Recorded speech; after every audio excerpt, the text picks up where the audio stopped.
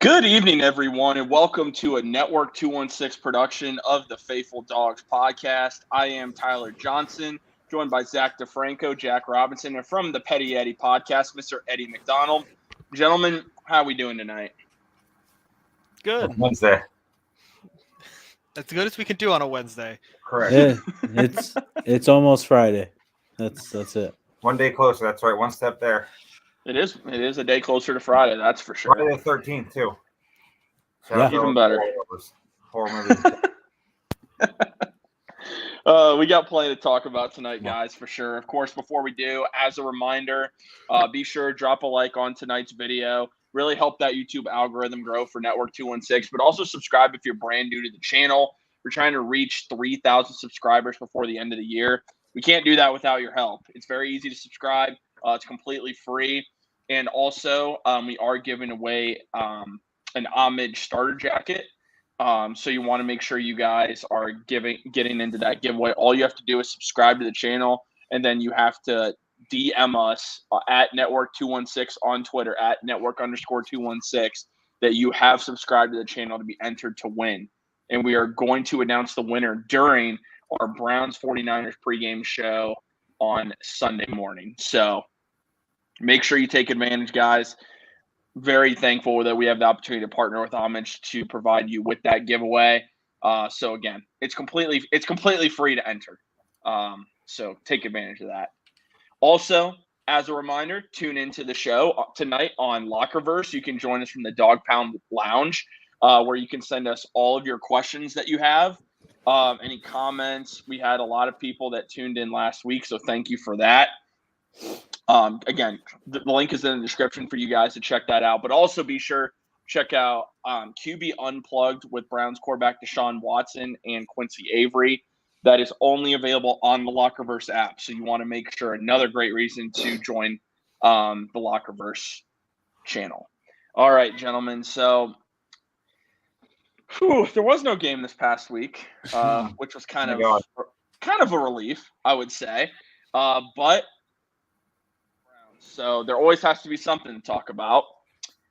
We found out the other day that Browns quarterback Deshaun Watson is dealing with a bruised rotator cuff. Now, the reason this is considered significant is he was a game-time decision, of course, against the Ravens, ended up not playing.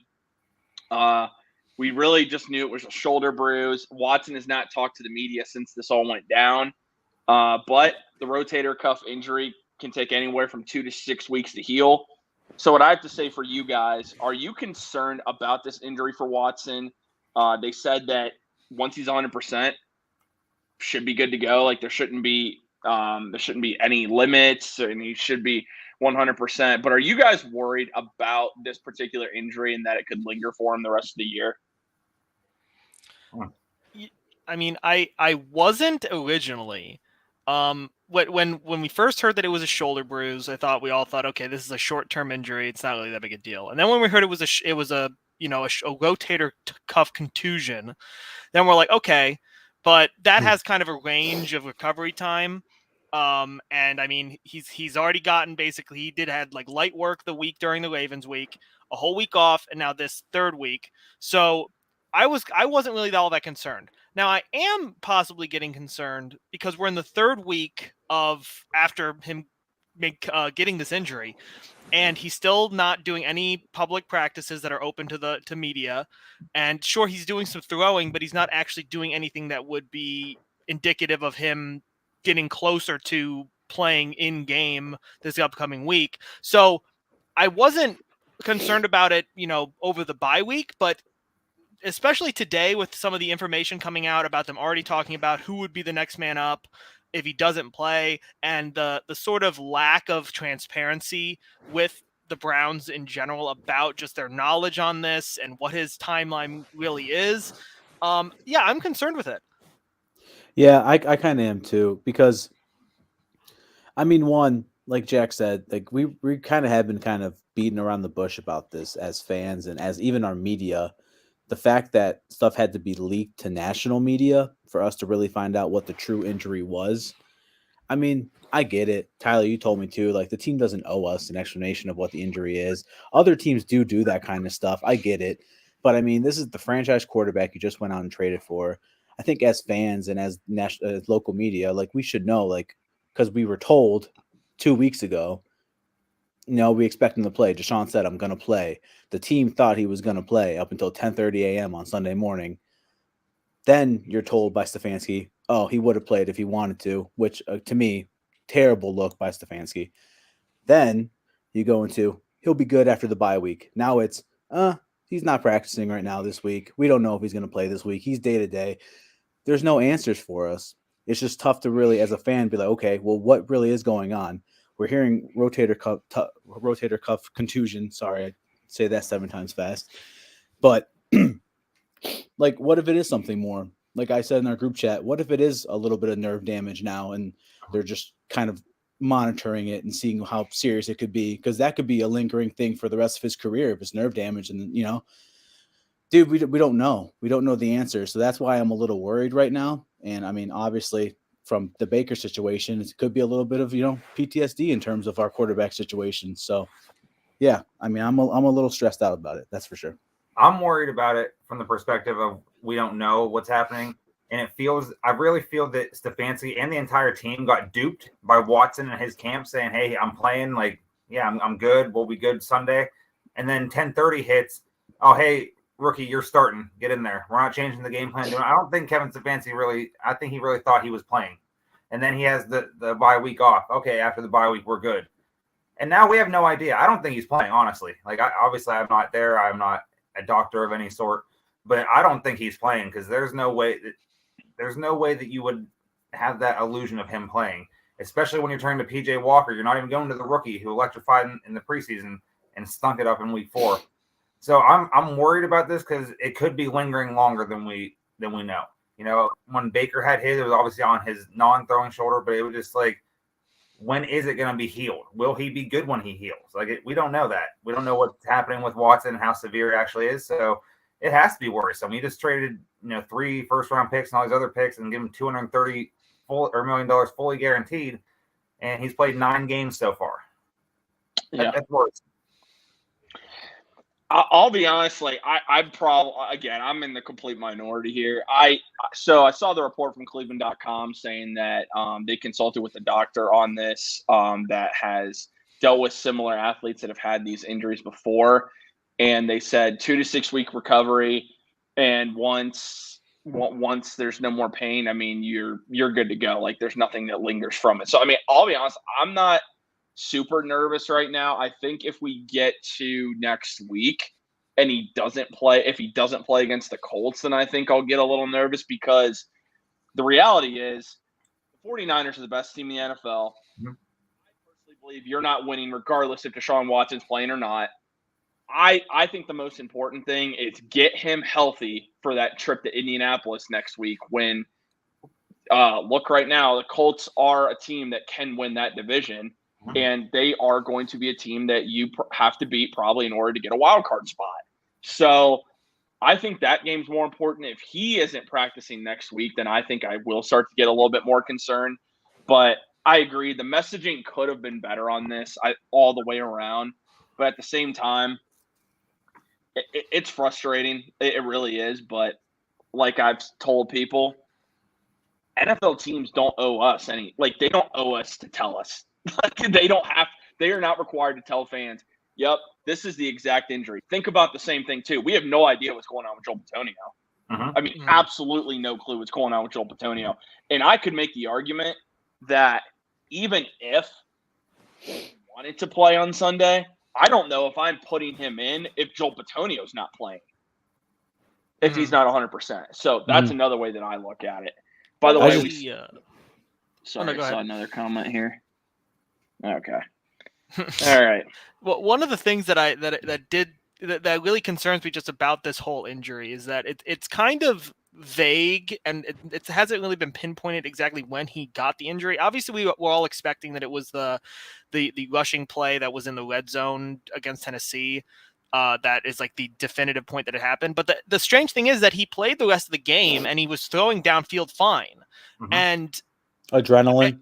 I mean, I guess you could say it's adrenaline, but I mean, you would think that there would be some sort of lingering, feeling that he would have pain or some sort of inkling that something was wrong, and we didn't get any of that. And the fact that it kind of just escalated from, I mean, we don't hear anything about it to all of a sudden, okay, now he's having issues throwing, to all of a sudden now he can't throw at all.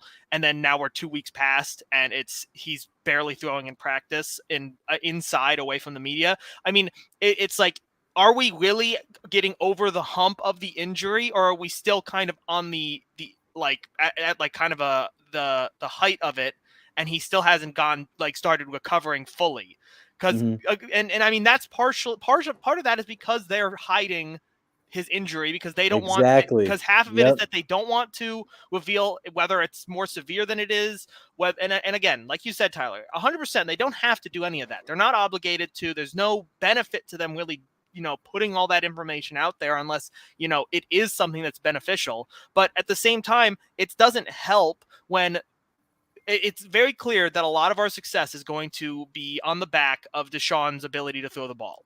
Uh-huh. And we need to have at least some inkling of an idea of, how much longer do we have to wait until Deshaun is ready to go to, step back into that position, considering that we saw what happened with DTR. It's very difficult, and it makes it worse to trust the team when they aren't giving us anything to really go by in terms of what his situation is, what the status is, and what can we expect moving forward in terms of his recovery table. Like Anthony Richardson, they put him on IR immediately, said it's probably going to be 4 to 8 weeks because it's an AC joint sprain. It's something that's pretty, well known about. I mean, Derek Carr had a similar issue. So, I mean, like, they're very open about, like, yeah, he's not playing. But it's like, if he's still having issues 2 weeks after, 3 weeks after, you would think that they would have a pretty good idea of what his limitations are and what we should expect for his recovery moving forward. But that we don't. I think the big thing here is, the thing that I'm taking away from this, and people can say, like, I am one of those people, I guess, that does try to find the positive in every situation. He did throw yesterday, Stefanski said, even though it was inside. Okay, even if that's not much, it's something. But they hid him from us. We don't know how much he threw. We don't even know if it was over 10 yards anymore. They don't have to give that information. Like, here's the thing, guys. Like, okay, I'm as frustrated as you guys, but at the same time, and the Browns have always been this way. We never know how bad a player is actually injured because they don't say anything. You know who else doesn't? Pretty much 32 other NFL teams. Like, I understand. I'm as frustrated as you guys, truly. I guess I'm just like, you know what? I'm not surprised. So that's why it's kind of hard for me to get super upset about, because I'm not surprised that this is how they're playing it. And this is because a lot of NFL teams do the same thing. So Casey brings up a good point. If Watson can't go, Garrett didn't practice today, Bitonio didn't practice today. Do you sit them? First off, I don't know if Bitonio's even going to play this week. Let's say that right now. Garrett, that's a whole other story, because I don't know what his today is Miles. Miles usually rests on Wednesdays, I believe. I think I heard that. So I think Miles is participating in walkthroughs yesterday, but I mean, that doesn't really give you much. I mean, so one last thing on the Deshaun talk. I don't know if they know if he's playing or not, but if they do know already, hey, he's probably not going to play, there's 80% or higher chance he's not playing, just announce that Walker's the starter. Just announce that now. And if he doesn't do that, Stefanski better have this game plan tailored to Walker. Because the whole offseason was tailored to Deshaun Watson, so he can just get back in there if he's healthy. But if he's not, Stefanski can't just have the Watson attack for Walker. Absolutely not. So, well, they already declared, or I mean, he said it today that play if Watson doesn't. They're preparing him to start. I mean, it's preparing PJ Walker. Stefanski basically hinted at it, but I mean, the bottom line is they're considering this a day-to-day injury. So they're not going to say, oh, Walker's starting this Sunday, and then, oh, by Sunday, Watson can play. So they just don't know. This is what I get, too, from this, Casey. I think that's part of it, too. Yeah, that makes sense. It doesn't matter to a team like the 49ers you put on the field, just like it didn't matter to the Ravens. You put any quarterback out there, the team is better than us. But this is why you go make a trade for a quarterback like Deshaun Watson for these type of games to show, okay, we can compete with the best team in the NFL with a quarterback like Deshaun and a defense like we have been seeing this year. Now we're in a situation where we're right back to the same old Browns, dude. That's just how I feel. Brian, I respect your opinion, Brian, but we have to do better. Like, it's how he answers questions. You might not like it. That's how some of these coaches are. You're going to have coaches that are basically blunt and will say whatever's on their mind. And then you'll have ones that won't do that. That's Stefanski in a nutshell. It's been him for 4 years. Bill Belichick does it every week. Says the same thing every week. Like, we didn't play well. Okay, I'm done with the – all right, we're not putting any more Stefanski slant because it's just getting ridiculous. All right, anyway. So the Browns did also announce that P.J. Walker would start this game if Deshaun Watson cannot play. So what I want to ask you guys is, either way, I mean, we know that it's going to be difficult to win this game on Sunday. There's no doubt. Do you feel more confident, though, with P.J. Walker starting for the Browns this week than you do Dorian Thompson-Robinson? And do you think that moving forward, because Stefanski said he's the backup for this week, do you think moving forward P.J. Walker will be the Browns' backup quarterback going forward? And who do you think they end up either placing on IR or cutting to make room for P.J. Walker, who is not currently on the 53-man roster? Well, kind of that's like a couple of questions, but I mean, if I would assume that if they are bringing in PJ Walker and they are going to make him like the main guy, I think, at least for this week, I think that that's probably going to be a continuous thing for the rest of the season, at least until they get a better idea of really like how Dorian Thompson-Robinson fits into their NFL scheme. Because PJ Walker has experience. He's played in the NFL. He's won games. I mean, he's not exactly the guy that you want to really be leading your football team in terms of like just overall talent, but he's a capable backup quarterback. So I think they obviously, regret getting rid of Josh Dobbs. I think that they probably wish that they might have had that trade back. We talked about it like last week. I mean, I think that they might have jumped the gun a little bit too much, but at the same time, I was also arguing that DTR, I think, if you gave him a better scheme and he wasn't kind of last minute forced into taking on a role that he's just not capable of, and that's being Deshaun Watson, I think that he can still succeed. So I think that while PJ Walker might be the backup, at least for the next couple of weeks, mostly just because Deshaun's injury is so fluid and dynamic, we don't really understand when he's going to be 100% ready. And it might be a week by week thing where the next couple weeks he might say, okay, well now we don't know if he's ready, and then maybe he'll be fine. I think he'll be, at least for the next couple weeks, the dedicated, backup. But I think like after this injury kind of, maybe runs its course, I think DTR will go back to being the backup. I'm confident, man. I mean, like, PJ Walker, the numbers don't stand out to you, but you're a backup quarterback in the NFL. Most backups in the NFL aren't lighting it up when they take the field. That's just how it is. Their job is to manage the game and put you in a position to win. PJ Walker's 4-3 in his career. And a majority of that came with the Carolina Panthers, and we know that Panthers team last year was not very good. So, you know what? It's not glamorous. I don't expect him to light it up, but I do expect him to manage the game, and I think he's going to at least keep the Browns in it from at least not turning the ball over. But I think either way, it's going to be tough to win this game. He's also not trash. He's an NFL player, so. That's true. No, I honestly, I have a feeling. I mean, yeah, the DTR was. I mean, getting told, if that's he said it, so I'm assuming it's true.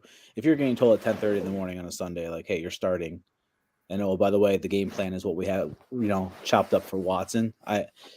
That's tough, dude, especially for a 5th round rookie to be kind of thrown in that kind of situation.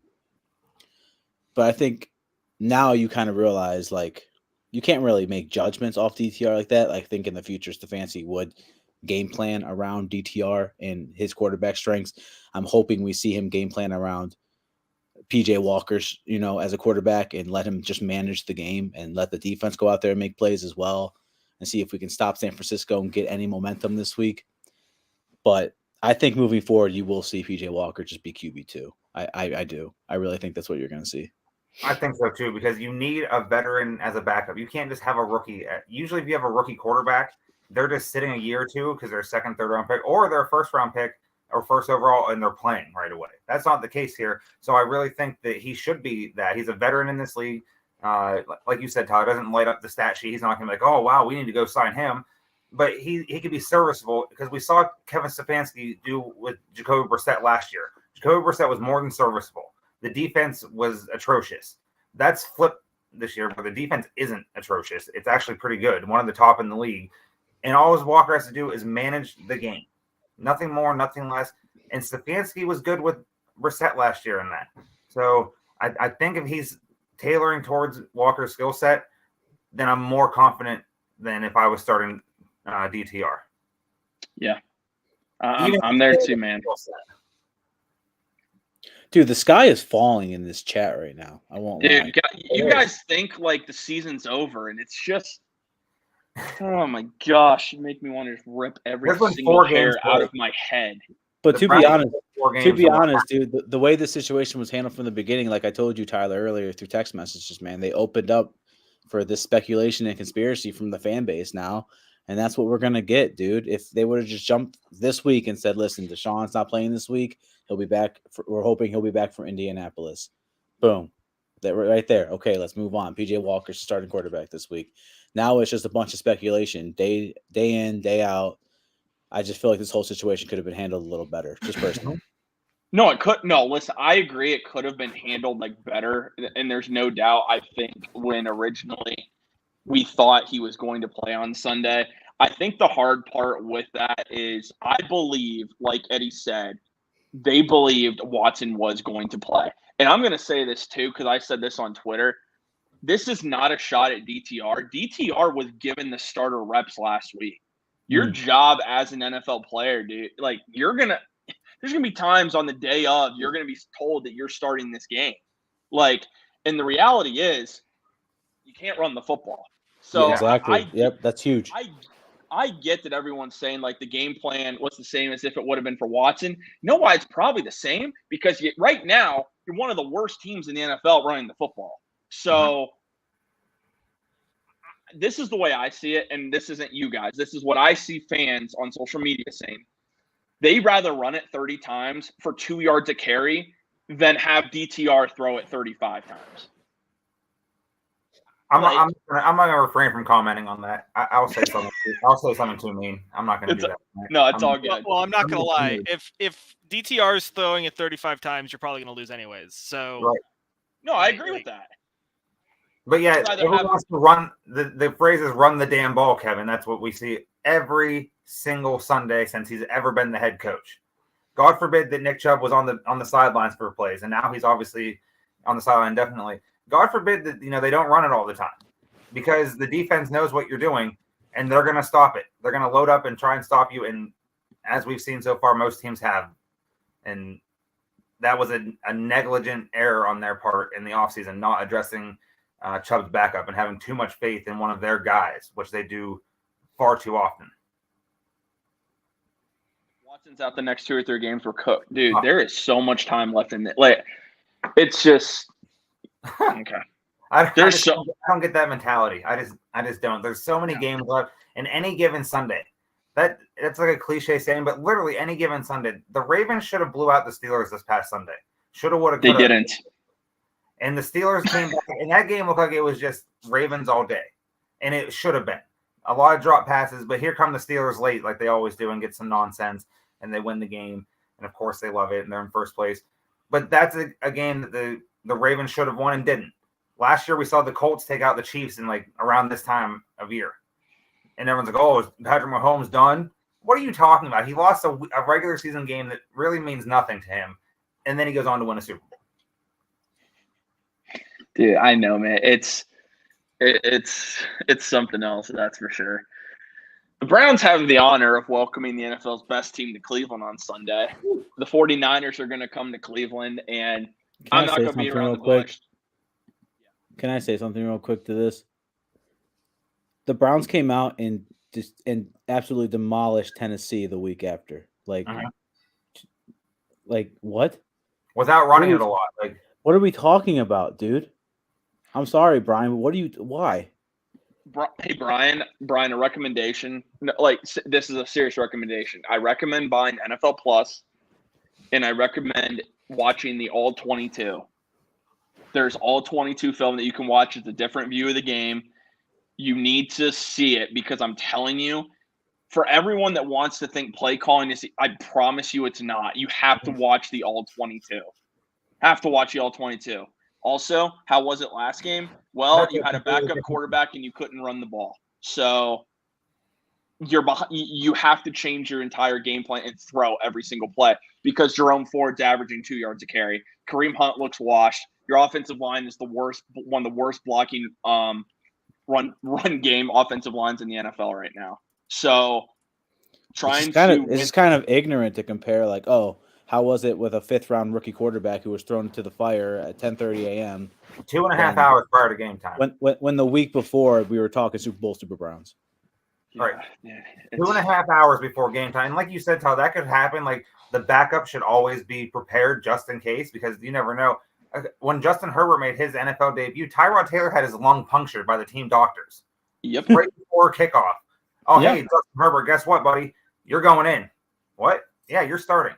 So that happens, but that's not on. I don't think that's necessarily on Stefanski because I don't think he knew. I think he fully believed Watson was playing. Yeah, I think Watson believed he was playing. I think Watson wanted. Yeah, Watson I think all week put out playing. All right, cool, good. I feel confident about that. We can beat the Ravens, absolutely. And then here comes 10:30. Oh, Deshaun Watson out. Okay, that's strange. So I think there was no way you can readjust your game plan 2.5 hours before a game. Yeah, it's just not possible. It really isn't. Well, we could spend a lot more time talking about that. It's in the past now, you know. Yeah. Whatever. Anyway, the Browns do welcome the 49ers to Cleveland on Sunday. I would say the one thing that the Browns have going in their favor, the 49ers come to Cleveland for a 1:00 game, West Coast to East Coast.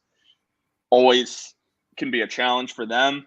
Mm-hmm. The weather is going to be, it looks like 50 degrees, about 20-mile-an-hour winds and some rain.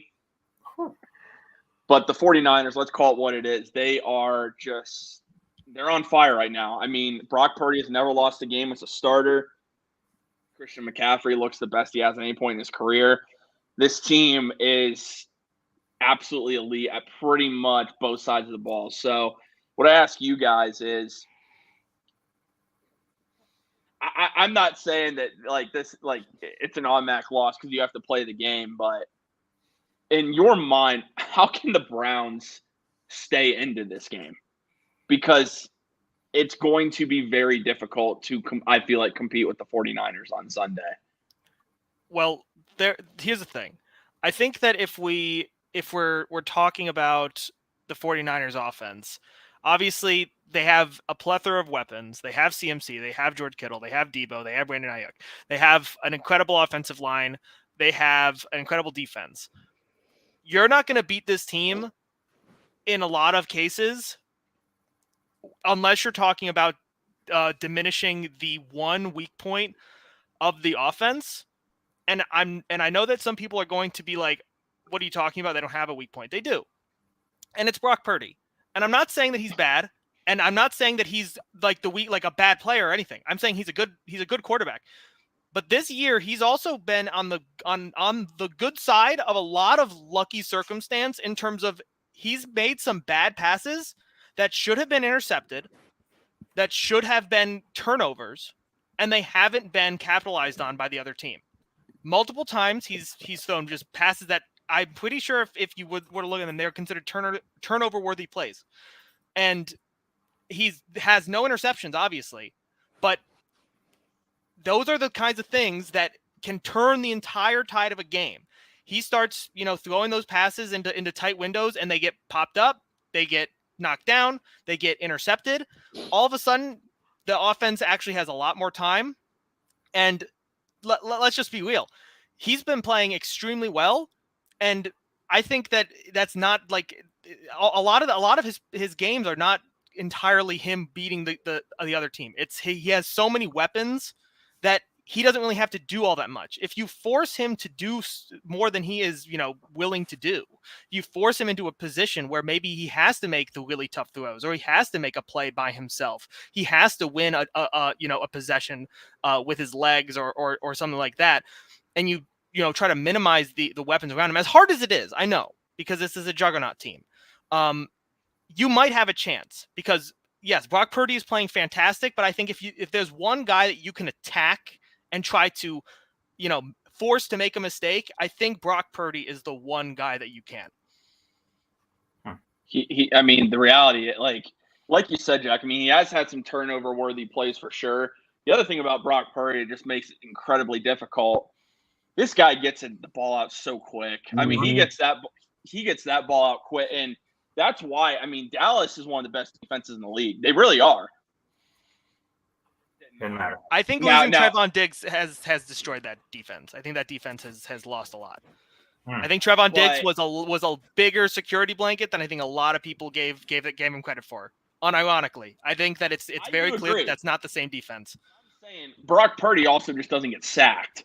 Like, he gets the ball out very quickly. Very, very quickly. I mean, we're through 5 games. He's been sacked 8 times. I mean, he hasn't been sacked that often. And I'm going to say something that's going to be shocking right after you finish with that, because no one's going to believe what I say.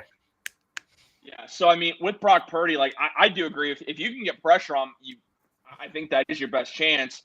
The big problem is Trent Williams on the offensive line. And Garrett's going to be going up against Trent a lot unless Jim Schwartz just decides to line him up on the right side every time.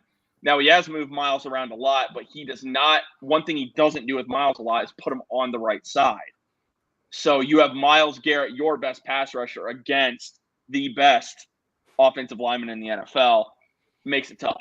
But I agree. If you can get pressure on Purdy and force him into a mistake, which very difficult to do, I do admit that'll give you a chance.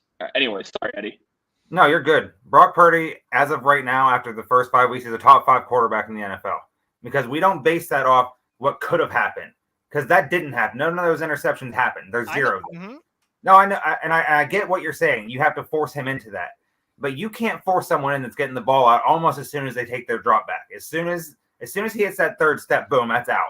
And then there's a playmaker everywhere. And you also can't fault him for having the weapons. Credit to them because they have the best overall roster, best 53-man roster in the league. If they're, barring injury, obviously, if they're not in the Super Bowl, I will be real surprised. And eventually, yes, they're going to lose. Hopefully that's this Sunday. I really hope it is this Sunday. But if it's not, that's okay because they are just this juggernaut of a team. And they just steamrolled one of the favorites in the NFC. Steamrolled them. It wasn't even close. Just boat raced them from the get-go. Hopefully that doesn't happen this week. But Brock Purdy's a top 5 quarterback as of right now. Based off everything we've seen so far, 5 weeks in, he's top 5. Yeah. Good player, man. Yeah. I mean, it's just all around, Ayuk, Debo, CMC, that offensive line. Gosh, why didn't we trade for Trent Williams? Like, it's just, dude, this team is just amazing. And then you got their coach, who, I mean, is there a better coach in the NFL right now than Kyle Shanahan? Not right now, no. There really isn't. He's a cheat code. And we're not even talking about their defense. Their defense is I mean, the Browns defense looks good. They have swagger when they make plays too. This defense, I was watching them. I'm like, damn, they are electric. They're fast. They get to the ball, and they made Dak look terrible, absolutely terrible. So we could be in for a long one on Sunday, or it could be a trap game for them. Like Eddie said, dude, it could. They're coming on from the West Coast to the East Coast, 1 o'clock. It's supposed to be like 55 degrees and rainy. Who knows?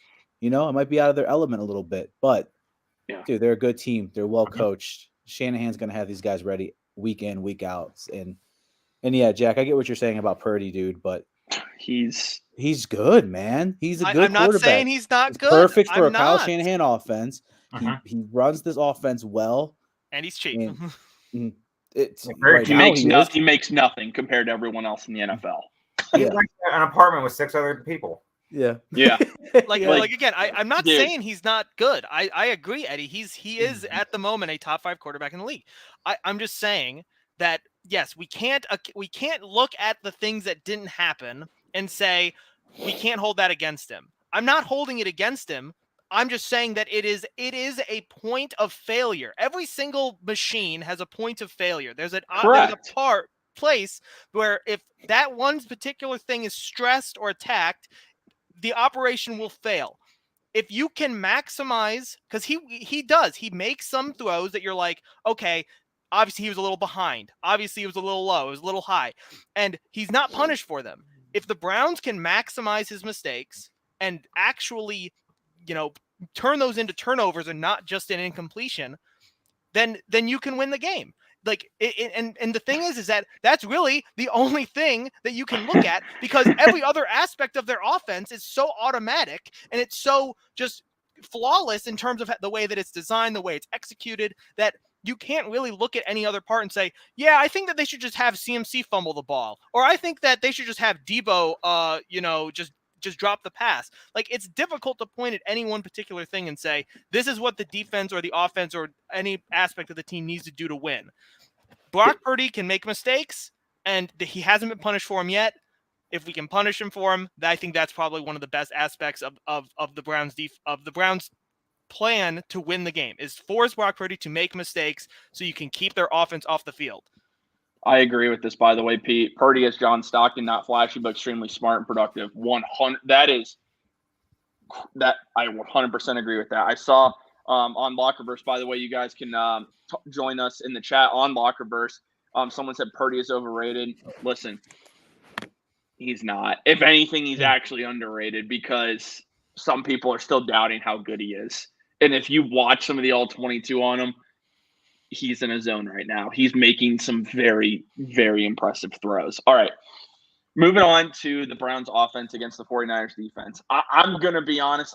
I think the defense for the Browns has to score a touchdown in this game, because I just don't know if this offense with PJ Walker, Jerome Ford as your backfield can lead this team to more than maybe 10 to 17 points if you're lucky.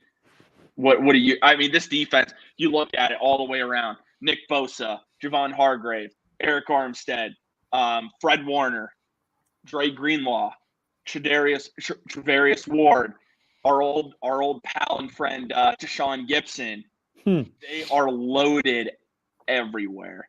So I don't know how you guys feel about our offense versus defense, but I think the defense has to get you a touchdown in this game. I really do, because I don't know if the offense will be able to do it. The only thing with that is we have yet to see that. They are -7 in the turnover department. They have yet. Bottom of the league? Is that bottom of the league? It's like bottom 3 or 4. They're not the very bottom team, but they're like the second, third, fourth one from the bottom. And so that, not that I don't have confidence in the defense. The defense has played, great for the most part. Last week they were in a tough spot because they were on and off the field quickly. They were just on. They never got that full break. Like when they get breaks, we've seen it against Tennessee. When Deshaun Watson's out there, he's leading the team downfield and scoring touchdowns. All right, they can get that rest and they can come out and play with that swagger. All right, you guys got to score on us. But this is a whole different beast. So I don't know. I want that. Obviously, I want them to do that, but they have not proven that they can turn the ball over yet. They get pressure pretty good for the most part, which that is going to be a key if they can get pressure on Purdy. But he gets it out quick, like we said. But they've yet to win the turnover battle, and somehow they're 2-2. And San Francisco is +7. Oh man! Wow. Anyway, as far as this game, guys, because we're about to go right into game predictions here, is there anything else you guys want to add regarding this game? I think we all agree they have to play the game. Like, it's not. I saw some fans say forfeit. Like, I'm so glad you guys don't coach. Like, I'm not kidding. I had multiple people actually, when I would tweet, actually comment, you might as well just forfeit. Dude, are you kidding me? Like, what kind of loser mindset is that? I just can't. I can't do it, man. When people are already looking to Indianapolis, we can't get to Indianapolis before we play in Cleveland, Ohio this weekend. So, like, exactly. It's just like every game has to be played. No one's gonna forfeit. That's the dumbest thing I've probably ever heard. Yeah, an NFL team is part of this multi-billion-dollar global conglomerate just gonna forfeit a game and give up all that TV money that pays the players and all that. Get out of here. I can't say anymore. I'm being nice tonight. It's all good. It's all good, man. It's all good. All right, guys. This game is going to be in Cleveland. It's going to be a 1 o'clock kickoff. 49ers are coming from the West Coast. The weather's going to be bad. Good chance. You know what? I'm going to say there's a high chance Deshaun Watson will not be playing on Sunday. We don't know about Joel Petonio. We don't know about Myles Garrett. We don't know also about David Njoku because Stefanski said that injury is more serious than they originally thought. Shout out to him, though. That's shout out to David Njoku. Man's tougher You guys than saw I'll that ever picture of be his at face? any point in my life. Do you guys see that picture of his face? Oh, yeah. Yeah, and it's hard to look an at. NFL football game. That Sunday, a day after that happened, I called off work last week because I had a head cold. Yeah. So, like that's insane that he played an NFL football game. And I love the mask he wore there, but that is insane. And I'm glad that Stefanski, was like, yeah, he's a warrior for that because that is insane. Oh, man. All right, gentlemen. Jack, we'll have you go first. You want me to go first? Yeah, everyone's saying you're the positive one. Okay, look, man. Look. Actually, real quick, Jack. How'd you do last week? I went 2-2. Feel free to give your pick.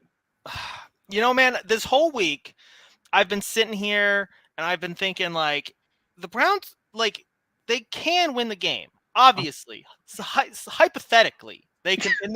In the hypothetical world of Jack is picking the Browns every Browns game, like, they can win every game. Of course they can, because it's the NFL. And I mean, we've seen crazier. We've seen the Commanders beat the undefeated Pittsburgh Steelers at 11-0 with Alex Smith not throwing a touchdown. We've seen just insane, underdog stories. I mean, like that, the Miami Miracle stuff, like at the end of the year in like 2018 or whatever, where Miami last second beats the Patriots. Uh-huh. Like we see crazy games all the time. And I really, really want to be able to come up here and confidently say, I think that the Browns are going to win the game. But even in the hypothetical world that I live in, I just don't know how it's possible that the Browns win this game without at least a above average healthy quarterback and a full week of preparation from that quarterback. So, like, if Deshaun was playing for sure and he was practicing and all that, I would have come up here confidently and said the Browns are going to win this game. I think the Browns have a line to victory. And while yes, there is technically a line, I don't think this is such a great explanation. Oh my god! I don't think that the line is good enough for me to want to walk it. So, unfortunately, for the first time in like 2 years, I'm picking the Browns to lose the game. Did anyone hear that? The first time in 2 years, he thinks the Browns are going to lose. I think the Browns are going to lose. First time in 2 years. I would love it if I was wrong. I would love it if I was wrong. I tried so hard. Every day I sat there and I'm like, if PJ Walker plays, maybe they're not expecting PJ Walker. Maybe they'll let their guard down. I just don't see it. Like I want it so bad, and I'm like, if only I don't think it's gonna be a high scoring game. I don't, because I think as long as they can have, Thanks, Jack. I think if they can have a good offense, at least not good, like capable, like they planned this with PJ Walker in mind, the defense won't get gassed immediately like what we saw in Baltimore. We won't have any dumb turnovers that are just, DTR having the butterflies. I think it's going to be a low-scoring game. I think it's going to be 15-24. Okay. All right. By the way, comments on Lockerverse are. Someone said, "Effing love Jack, keeping it real. Never mind, he hyped me up." Then he said, "Jack betting against us." Someone said, "Man, Jack tripping over here." I'm not tripping. Then someone said you're keeping it real. Also in the chat here, the I'm Browns trying. broke Jack. I'm trying. So Jack has bumped his head. I watched Monday night. I watched Sunday night football. I watched Sunday night football, and I watched that team. I said, "How are the Browns going to beat this team if they don't have their starting quarterback? Yeah. If that can't And do you are anything, correct. I mean, Win games that we're not supposed to. I do agree with that. All right, No. we do have to move on here. yeah, One you of those guys locker do your verse comments was Carnes. I'll bet money one of those locker verse comments was Carnes. I will bet it. He's not commented. Dang it. I lost. He is not. Anyway, all right. Eddie, we'll go to you next. Then we'll go to Zach, and then we'll start making our. Oh, after I get mine, we'll make our weekly NFL picks. So before all the doom and gloom, before the season even started, I said on my show they were losing this game. The 49ers were just too good, and I saw that ahead of time. Even if I thought the Browns were better, now if they were 4-0 and they were both undefeated coming into this game, okay, I'm having a different mindset. But I'm still sticking with the 49ers. I think they're the better team. They're better coached. They're better on offense. They're better on defense than the Browns. Now that doesn't mean that the defense of the Browns can't, turn to this machine we've seen them be and get the turnovers and get the touchdowns, or that PJ Walker can't be a Jacoby Brissett from last year, or Deshaun Watson plays and he lights it up because that's what we paid him all the money for. But I'm gonna go. I originally wanted to go near 30, but I'm gonna go 23-10 49ers. Okay. All right, Zach, you're up. Oh my god, dude! People in Lockerverse are pissed at us for doing this, but I mean, sorry. come on. Hey, I want to let people know. I've said it many times on this show. At least from my end, I'm not here to please you. I'm here to give my opinion, and I'm gonna keep it real. If you don't like it, I'm sorry. I love you all, but you're not. But you're gonna hate me, and that's fine. That's the petty I love in you. Yes. Love me now, hate me later. Any given Sunday, man. Any given Sunday, anything could happen. Here's the thing: if Deshaun was healthy and he was practicing all week, I'd come in here like Jack said, and I'd be saying, you know what, this is why we traded for Deshaun Watson. Mm-hmm. Our defense is, playing elite level outside of the turnovers. Our defense is playing elite. They're making stops. I trust them on the field.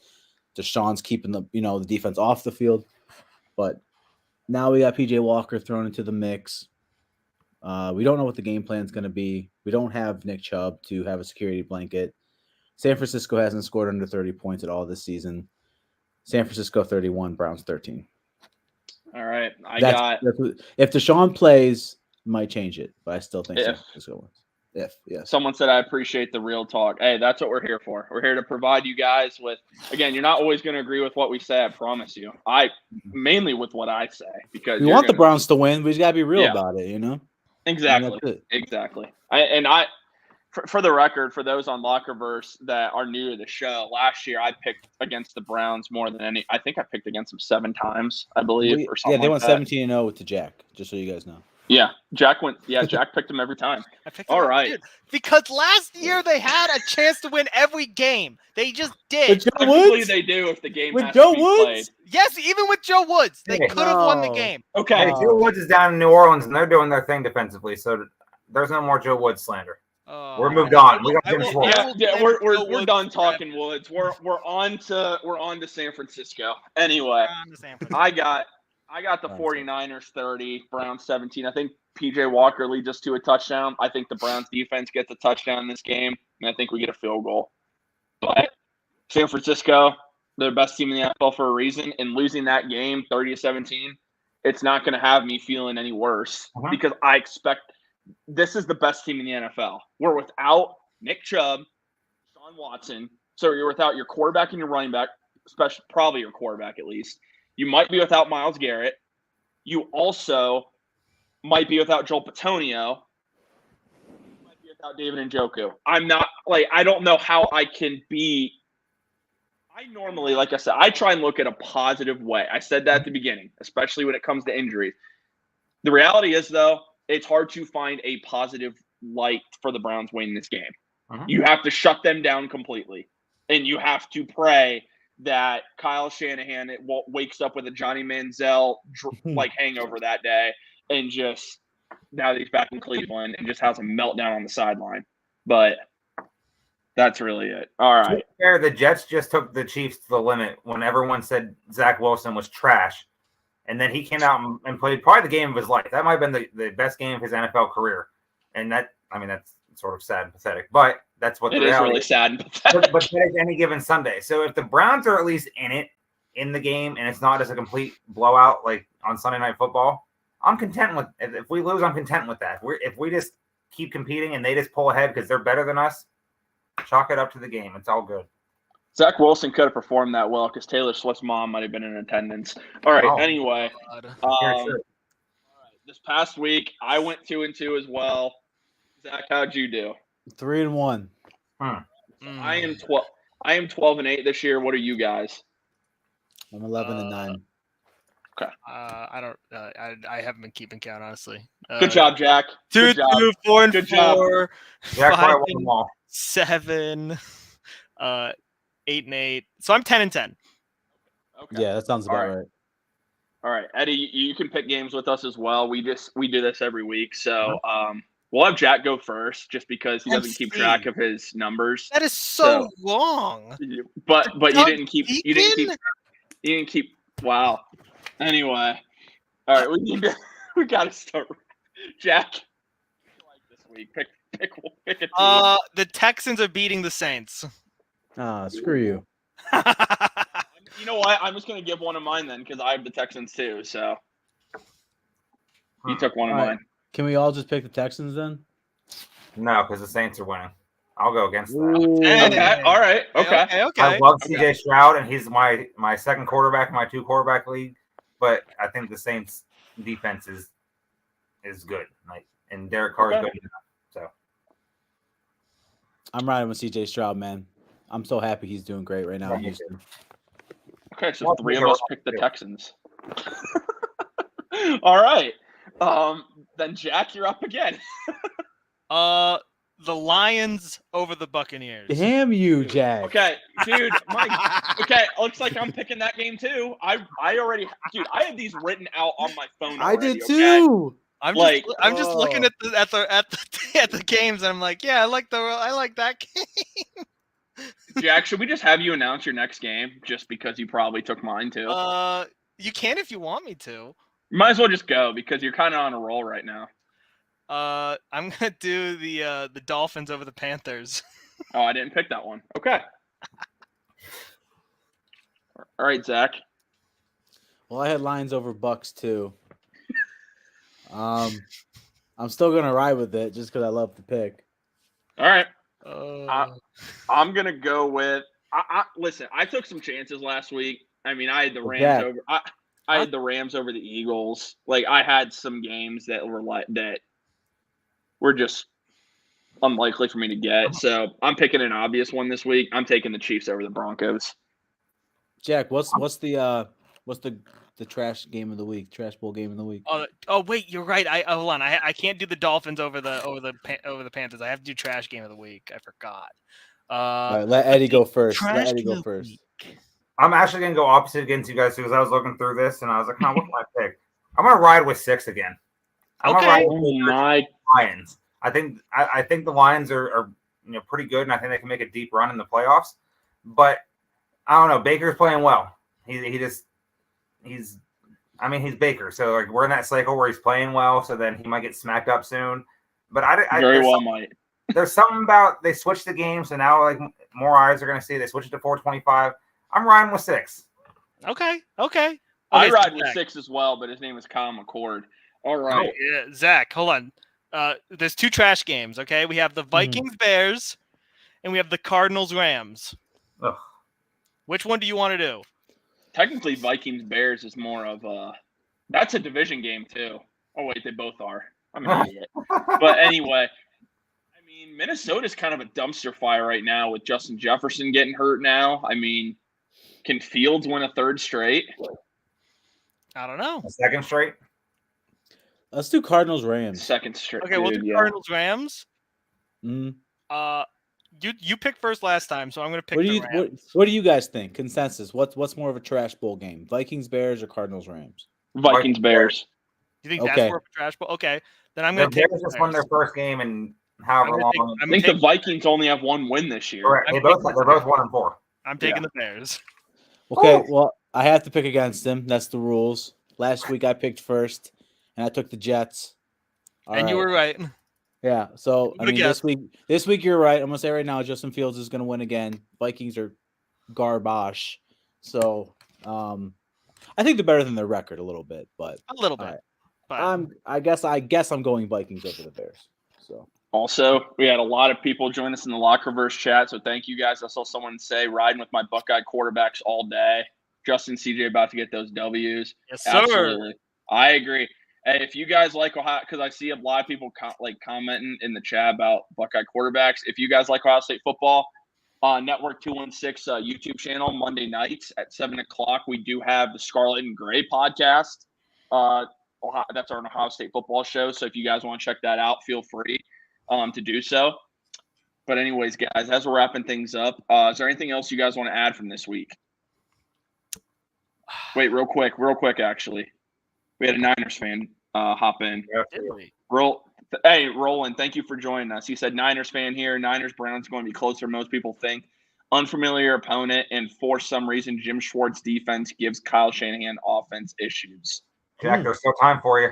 The show's still on. You can still switch. Gosh, that's a good point. I didn't think about that. Talk to us Sunday Part of me morning. hopes you do, because it just means I'm going to get another win and you're going to get another loss. Hey, look, listen. Also, Understand. Kevin on the Lockerverse chat, Deshaun Watson will not play. I will be shocked if he does. If Deshaun plays, I'll update my predictions. If not, then it stays the way it is. Okay, that's fair. All right, that's fair. All right. One thing, Jack, you never have to worry. One thing you never have to worry about missing a game. Anything that you order from Homage will always be guaranteed to be shipped to you by game day. What is the one thing that you believe you have to have every game day? Whether you're going to the game, watching the game, what is one piece of clothing from Homage that you always have to have with you? Well, it changes every week, it seems like, especially, we're in Ohio, because like last week I was wearing T-shirts and I was in New York this weekend. And even today I get back and it's like, 40, 50 degrees outside. So now I'm wearing my Cavs hoodies because, if you want to be a true fan, you have to make sure you have Homage clothing that matches all of your favorite sports teams. Because again, they have every single team you want. They have Browns, Cavs, Guardians are obviously over this year, but you can get started for next year. You can get prepped for next year. Nobody's stopping you.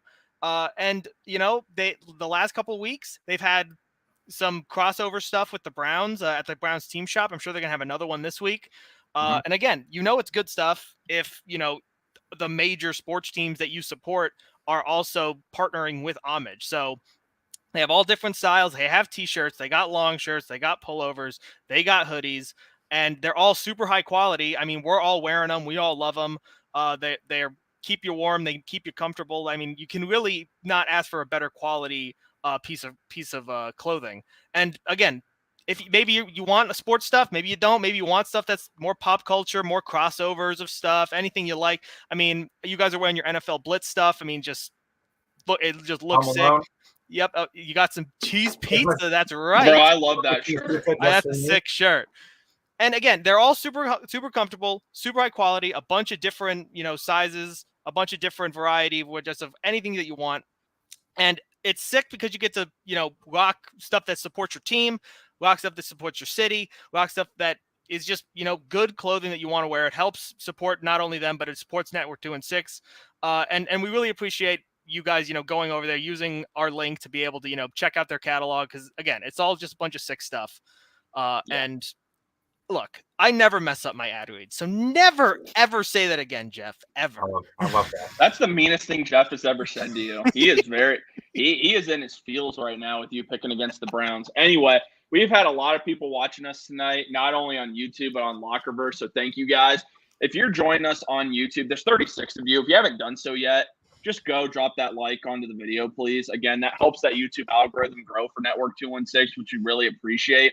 Also, just as a reminder, we are going to be back live at 11 o'clock this Sunday morning for our Browns versus 49ers pregame show. So you guys want to make sure you don't miss that. We're also going to announce the winner of the Homage giveaway. Again, we're giving a starter jacket away with our partners courtesy of Homage. So again, it's easy. Follow the directions on our Twitter account. You can give us a follow at network_216 on Twitter.